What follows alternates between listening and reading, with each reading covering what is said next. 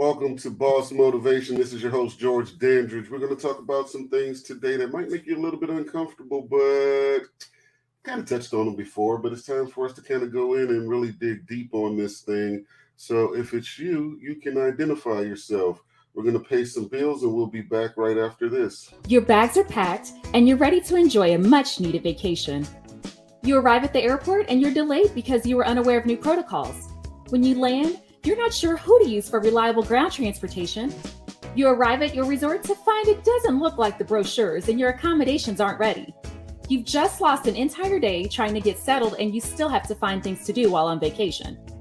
Destinations and Occasions is your premier concierge travel and event planner. At DNO, every detail of your trip is vetted for quality to create a great client experience. We're even accessible while you're away to take care of any concerns that may arise. Call us today at 510-459-7732 to plan your next vacation. Or visit us on the web at destinationsandoccasions.com. Destinations and Occasions. Details is what we do. Knowledge, integrity, security, service. Get behind the shield. She cute. Style, comfort, and confidence. Shop with the trend in mind. She cute. Get the latest styles in outerwear, tops, jumpsuits, hats, and accessories. She cute.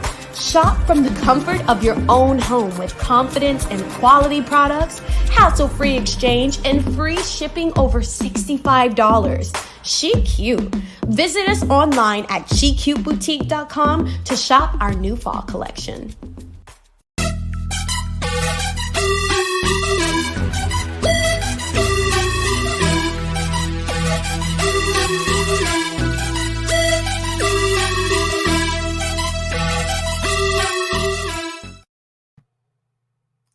So here's the premise for today. We're going to do this thing. We're going to talk about manifesting, right? Because it's like this super popular term. Everybody's using it and whatnot. And I think like many terms, it's kind of like watered down. You know, people are using it a little too loosely, a little too freely, not really talking about what that thing is, what that thing means or whatever. Let me make an adjustment here to the camera. Do I look lopsided on here to y'all? Maybe it's just me. Anyway, so check this out. What is manifesting to you? Well, when I looked up this term, it was really about applying energy into making things happen in a desired way, right? So I thought about that, and then I was thinking about like how people get overly engaged for like Sunday football. I've watched people like shut down the possibility of spending time with family or interacting with an event or whatever because they knew it was Sunday and they were going to be watching football, right? And that's, cool here and there, but I think Sunday NFL runs like what is it, 16 weeks, given the playoffs and everything. So that's 16 Sundays that they're like, yeah, no, I ain't doing it, right? And this thought got me up like early this morning.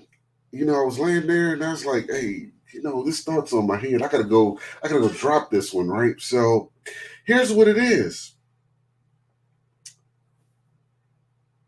In order to win, you literally have to play the game. In order to win, you literally have to play the game. But here's the problem with the Sunday football watchers, right? They're at home, sitting on the couch, watching the game on TV. Have you ever bothered to get into the psyche logic of the people that's doing that and like how it's so intense. Like, what is there, 32 teams or something? And of those 32 teams, You're talking about, 30 players on each team, roughly, and they know the stats for all of them. They sit on the sidelines, not even the sidelines, they're sitting on the couch watching TV, right? And they're criticizing these guys that are on the field. They have their oversized paperweights, their overpriced paperweights out, and they're placing wagers and, sending messages. And I mean, they're into it. Now, somebody's going to see this and they're going to say, "Oh, George, you're just hating because you're not as into football like that or whatever, and you're just hating or whatever." Or somebody else is going to say, "Well, if this is entertainment and I enjoy it, there's no problem with it, because I'm handling whatever I need to handle." This is kind of like that job thing, though, right? I don't begrudge anybody for the type of work that they do. I don't care if you're a serial entrepreneur, a CEO, a janitor, a Uber driver. I don't care if you're pitching from the mound. Whatever you do what you do, but don't complain about what you do.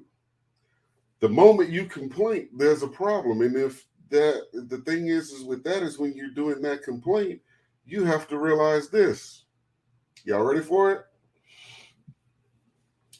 Everything you want is on the other side of the excuse you made not to get it. I'm gonna say that one more time for the people in the back. Everything that you want is on the other side of the excuse you made not to get it. So here's what I mean by that. I don't believe in complaints. If you follow me or whatever, yesterday was kind of like a bad day, or at least it started that way, and it started that way, and it started going downhill faster and faster and faster. But nevertheless, I stuck to the script, did what I needed to do. By the end of the day, it was all gravy. And even if it wasn't, the reality was it was a day in the books. The next day is coming. You got to keep it pushing, right? But you have these people that are doing that's like constantly complaining about where they are, and they're pointing the finger at someone else or something else. It's the system, it's the white man, it's this, it's that, it's the politics, is the whatever. Some of which may be true, but until you've done everything you can do, it's just an excuse, because until you've done everything you can, those things don't actually affect you. They're just excuses for you to use to not do everything you can. Once you've done everything that's literally in your power, and there's a bona fide thing blocking you, then you can make that excuse. But here's the trick. Here's the catch-22. If you do everything you can do, by the time you get to that so-called roadblock, it won't be there. It's going to be removed. Your energy, that's what the manifesting really is. And so this is what I wanted to get to you guys about, is that the, excuse me, the manifesting isn't just like this super focused thought process where, oh, I'm going to think about this so hard, it's just going to come into existence. That's not how none of this works. You have to do the work. Y'all read that Bible verse, faith without works is dead. You have to do the work. You have to apply. I don't care what it is about, like, even in manifesting, like, okay, so you thought of it. So you're focused on it. So you're committed to it. You still have to do the work. You have to put the physical energy and application behind that situation in order to bring it about. Well, George, what the hell has got to do with Sunday football? Well, here's the thing. There's two analogies there, because consider that I'm in Central Time. Football games usually come on about 12, right? But the pregame shows are usually at 11. There's some other stuff that comes on at 10. So we're talking about 10 a.m., right? Games start at 12. First game is usually over about 3:30. There's a post show. Then there's a pre-show for the next game that's coming on at roughly 4, 4:30, whatever it is. And then you watch that game, and that game is usually over about 6:30, 7 o'clock. You get your little break in, then you got another pregame show before the night game, right? And then I think the last game of the day goes off at about 10:30, right? So you've just invested 12 hours, and I have my handy dandy tax calculator here. Let's do this 12 times 16 thing here. 192 hours out of the year you've applied to just watching football. Now, if you're a real sports fan and you also watch basketball and baseball and whatever else has a ball in it, how many more hours are you using? Because this right here, I hate to tell you, this is a 4.5, a little more than 4.5. Basically, we'll go ahead and just call it 5. We'll call this 5 work weeks for those of you that have a full-time job that's clocking in and out and working 40 hours a week. 5 weeks of your life went to watching football. Now watch this.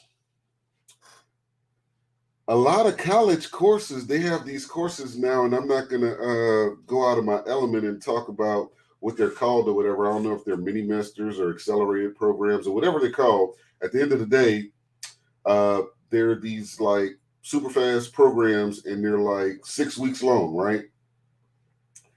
To the point where you can literally go through almost 2 college years basically in 12 months, right? Like a straight 12 months. So meaning you can get a 4-year degree in 2 years or whatever. But think about that like your use of time, because time is the thing that makes everybody equal. So if you have 24 hours and I have 24 hours and you use 12 of yours to watch football, and I took 12 of those same hours and actually played the game, and that's where we're about to go to next, then on the next day, when I got the bag from playing in the game and you're Monday morning quarterbacking about the game I just played, you can't begrudge me for the bag that I have, right? I mean, at the end of the day, I put the work in. And so when it comes to the game, you have levels to this thing, right? So you have the person that's literally at home watching this on TV. They claim they love the game, but they won't even invest in the experience. What the hell are you talking about? They're sitting at home watching the game on TV. And if you challenge their thought process, they'll give you 42 excuses as to why they didn't buy a ticket. But if you really enjoy the game that much, why you didn't go to see it live? See, the best place to get the game is inside the arena, right? You're never going to have bad reception inside the arena. The internet won't go out if it's streaming or whatever. Like, you'll never have bad reception inside the arena. So that's the next level, getting to the arena. And y'all know, hey, when you get inside the stadium, hey, all things ain't equal. You got a seat up there by the clouds, and you got a seat damn near on the bench, right? And there's a price proximity, there's a price disparity between those two tickets, right? How much do you love the game? Now, sometimes some people will say, well, hey, I can't buy that ticket down there, or, well, that ticket down there isn't worth it to me. Cool, I get it. But at that point, you're still a spectator, right? You're still observing from the side.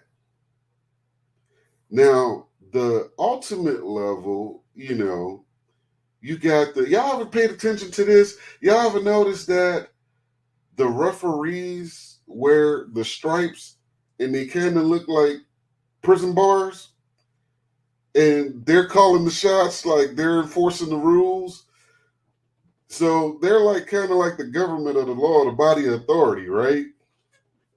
They're there to enforce the rules while you spectate and try to control the people playing the game. Come on. Oh, man, he preaching today. They're trying to control the people that's playing the game. Most of the referees wanted to be players themselves, but they couldn't. They either didn't possess the talent, the commitment, the discipline, something.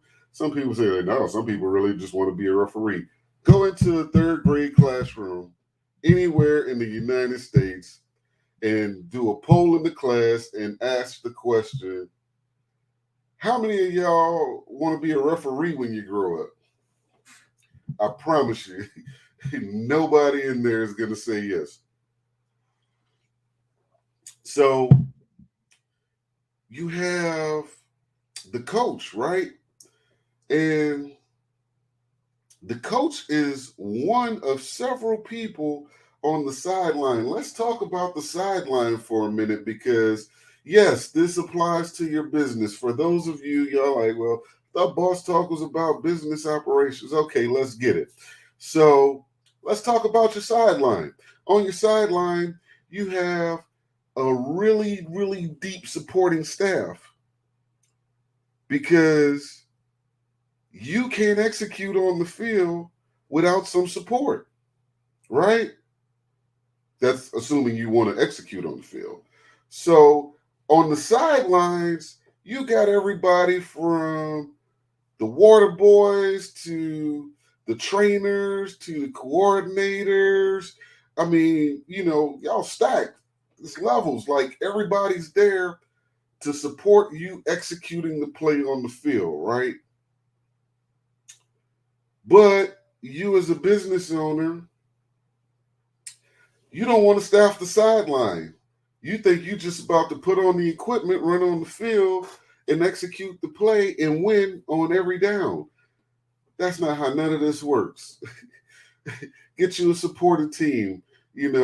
I'm not even talking about, because when we talk about teams or whatever, a lot of people kind of get in their way and their feelings, but your team is not always the people running the play. Some of the most prolific and famous people and successful people that you see, you may see their cast, the people that like are immediately right around them when the camera comes on, to make that situation easier. But you rarely see the water boy. You rarely see the offensive coordinator. You ever rarely see the towel guys, the people that's running the locker room and whatnot. But all of these are key players. And in your organization, if you don't get all of those players to buy into the vision, I don't care if it's an outside vendor, a part-time contractor, whatever the case may be, if they haven't bought into the bigger vision, the team won't win. That means you won't win. But now let's get to the coach, right? Let's talk about the coach for a second. All right, I'm going to play with y'all on this one. I'm going to bring this up on the screen because I'm petty like that. Some of y'all don't want to hire a coach. You feel like you have all the talent. Why do you need a coach? And I'm guilty of this same thing a few years back. And this is why I could speak to this right now. But while I'm doing that, I want you guys to go over to the website, elite8financial.com, or you can type in this link, bit.ly/boss coach, bit.ly boss coach, bit.ly/boss coach. Now, I'll go ahead and tell you, if you're looking to become an influencer or something, this is not the program you want. That's not what I do. But if you're looking to minimize your expenses, maximize your margin, and do all of that at a very low tax bracket, then I'm your guy.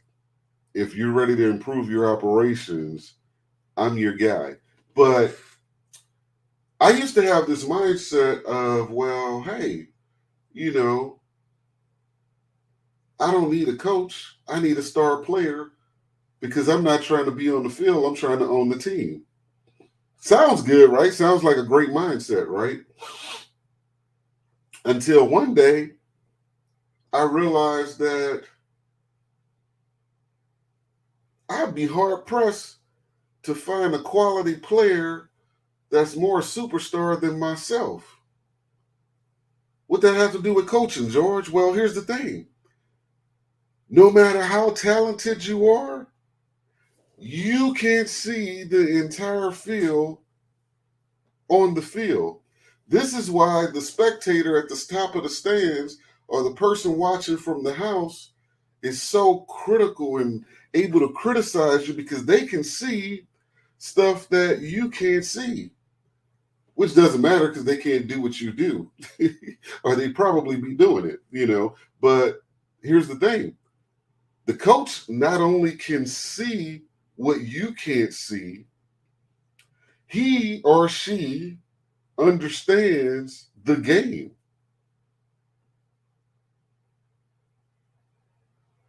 Say that again. Not only can they see what you can't see on the field, he or she understands the game. Well, what are you talking about, George? What do you mean they understand the game? Too many times you guys get behind what's popular sayings, popular people, or whatever, and then you want to begrudge a particular industry or whatever, or call things a scam because you signed up for the wrong program. You bought into the wrong coach. We're going to talk about that some more on 5 Minutes of Fire. I'm not going to deflect too much or whatever. I want to focus with you right here, but you have to choose how you're going to execute the game. Are you going to be a player? If you've been a player and didn't quite get there, but you fully understand the game, are you going to be a coach? Are you going to be supporting staff? Are you going to be a spectator? Or are you going to watch from the house? Either which way, everybody's got choices. Do what you do. Just don't begrudge anybody else for their successes when you chose to invest 192 hours spectating. Ask yourself, what was the last thing you did that was about self-development that you weren't compelled to do by your job, your occupation? Some of you are gym rats, and that's cool. I used to be one myself or whatever, and you get into the gym, 4 or 5 times a week, some of you 6 or 7 times a week, right?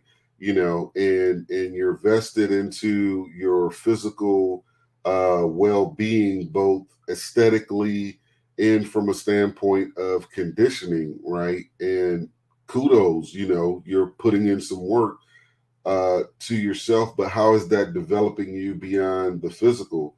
Because that strength has to, at some point, if it never has a place or opportunity to display itself, what's really the point other than just health? Well, health is wealth. Cool. Yeah. All right.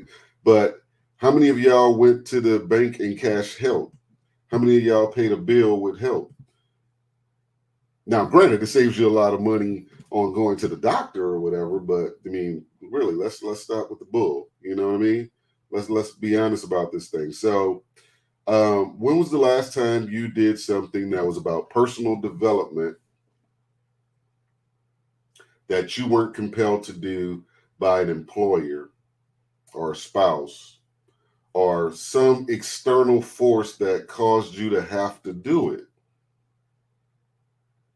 I propose to you that if you commit 192 hours into anything, I don't care what it is, you may not become an expert, but you will be proficient. You will be better off than you were before you started. And that's why these guys know these stats and these players and their careers and all of this stuff like that, because they invest a minimum of 192 hours a year into this thing, oftentimes more, because we're still not talking about college football, draft, preseason camps, all of this. We ain't even talking about all of that, but imagine if there was somewhere you wanted to be, some lifestyle you wanted to have, something you wanted to do. Imagine how that investment of time into that thing will bring you so much closer that after a season or two, you wouldn't recognize where you come from. I'll give you an example because I take a lot of heat on this one. Shout out to my girl, my coach, Kwanda Lamb. So I was real excited for you. Those of you that don't know, I'm taking Kwanda Lamb's Spanish course for business owners, right? And the cool thing about this course is that it is customized for the individual business owner to their particular business, right? So I was really excited about this and happy to make the investment into myself. And I was sharing this with people, and we're going to talk about the people in and or around you in another episode. But I'm sharing this with people, and they're like, "What? You paid for that?"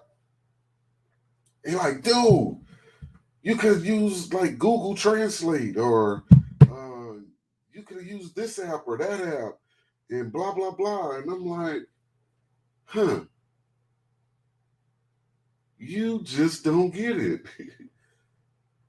Do you really think that you're that much smarter than me, that there's an app that does something proficiently enough into the level that I need, and I didn't consider that? But see, I'm in the game. I'm on the field. And I had a game that I lost.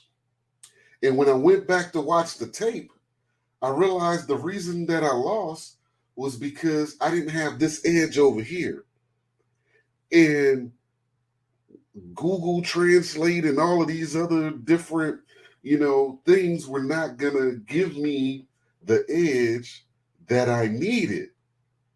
So I had to do something else. I had to get into a space where I could be honest with myself and say, hey, what do you need? Because look, I took Spanish in high school, and all I took out of that equation was que pasa and zapatos. And, hey, that's not going to get a sale, So when you have to consider what my average ticket is on my premium product.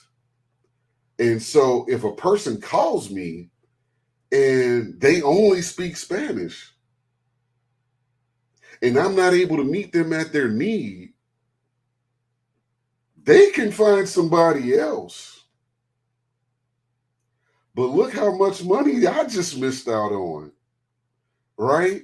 So I was like, okay, yeah, I probably could go and buy a Spanish book, but I'm not going to read it, because the first time it starts to frustrate me, I'm going to put it down. I'm not going to pick it up, So I invested not only in a coach, but also a program that was going to be designed to not only help me become fluent, but that would be specifically addressing my business.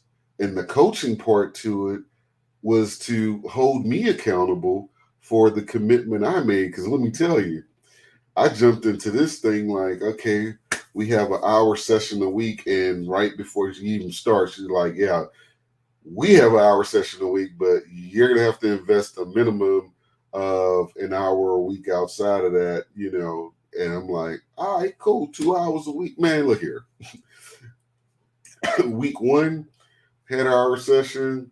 I didn't get my other hour in. By the time we got to week two, I did an hour session. I put maybe an hour or two in. After that, by week three, coach was ready to go up here, and I was like, wait, we're back here. He's like, yeah, no, we passed that. You got to put in the work. So I had to make an adjustment, right? So then it was like, all right, I have to refigure however I thought I was going to do this. I have to recondition. And I was like, okay, now on Sundays, while y'all watching football, I'm going to have to put in about 2 hours on a Sunday to get kind of caught up on this thing, like really, maximize it, get it out, right? And then after one Sunday of doing that, I figured out that no, I'm going to have to put in a couple hours on maybe Friday morning and another couple hours on Sunday before we get to our session, because I got to, not only keep up, I need to get ahead. This is a program that's a finite point or whatever. But the point is, made the investment to develop myself in an area that of the game that I was playing that I was weak in, not being too proud to say I'm weak in this area, not turning away from that challenge. Like if you're talking about basketball, how some people don't want the assignment of guarding a certain person, or you talk about that in football, right? They don't want that assignment. They don't want that smoke. I want all the smoke because when I set out to be the best at what I do, I was looking at this Kobe video the other day, and he was talking about the practice ethic, and if y'all know me, y'all know I was a huge Kobe fan, and it was the work ethic and the attitude and the execution for me. That's what made me a diehard, Kobe fan, that plus the fact he played for the Lakers, which was my team, squad, but anyway, when you look at that, it's like, ask yourself, how much work are you putting in? If something's not quote unquote manifesting in your situation, be honest with yourself. How much work are you really putting in? Are you showing up on game day, putting on the gear and hoping for a great day? Are you just relying on pure talent to win every situation for you? Because let me tell you something, talent only gets you so far, because you're going to come across somebody that have the same or even greater talents than you. It's the work ethic that's going to beat you every time. Somebody with less talent can beat you by work ethic alone. Why do I know this? Because I kill them every day with work ethic. Every day. So get off the couch, get in the game, and play to win. This your man, George Dandridge, your Texas tax expert. I'll see you guys next time on 5 Minutes of Fire. Welcome to Boss Talk Radio,